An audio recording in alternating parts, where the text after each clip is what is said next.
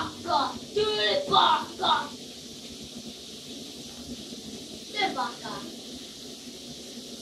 Minne te annuttekin mennä? Haluatteko mennä patistiseen? Täällä on nyt se virkamiehet. Täällä ei haita mitään. Täällä on ihan kiva. Täällä on ihan kiva. Jos te parit tulisitte katsomaan, kuinka kiva täällä voisi olla. Nyt me tultiin. Ei oo aina täällä kaikkia, mutta ainakin osa Suomen kansasta. No ainakin ruotsalaisia.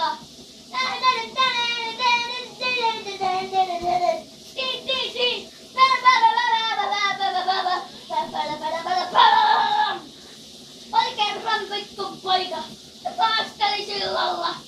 Joka päivä hän katseli kirkon kelloa.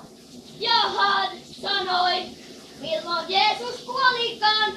Ja muisteli, ja se oli tietysti kesäkuu, kesäkuu, kesäkuu, kesäkuu, kesäkuu, kesäkuu. Kuun 18. päivää. Ja oli kerran Pekko-poika, joka katseli kirkkoa ja alkoi muistelemaan, milloin Jeesus kuolisi. Ja hän aina sanoi, hän suli kesäkuussa, hän kuoli kesäkuussa 18. päivää.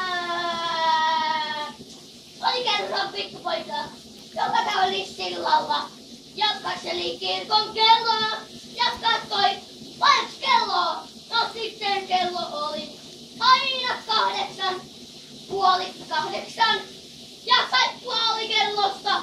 Ja arvatko kuka mitä oli laittanut? No tietysti itse poika. Yes, yes, yes, yes. Poika oli iloinen. Ja arvaa mitä siinä lukikaan. Siinä luki tietysti pojan nimi, joka oli Ville. Ville kansalainen. Ei siis karjalainen. Ville karjalainen oli pikkupoika vielä. Hän oli vasta 4 ja huuteli kaduilla. Oli pikkupoika, joka nimi oli Kalle. Ville Kalle. Ville Kalle. Ville Kalle oli aina matkustamisen matkalla. Jos halusi hän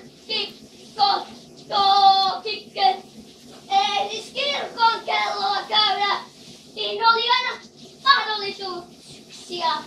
Hän asui kirkon vieressä ja kokeili aina, miltä kirkko oli tuntunut. Mutta kirkko oli tuntunut aivan samanlaiselta.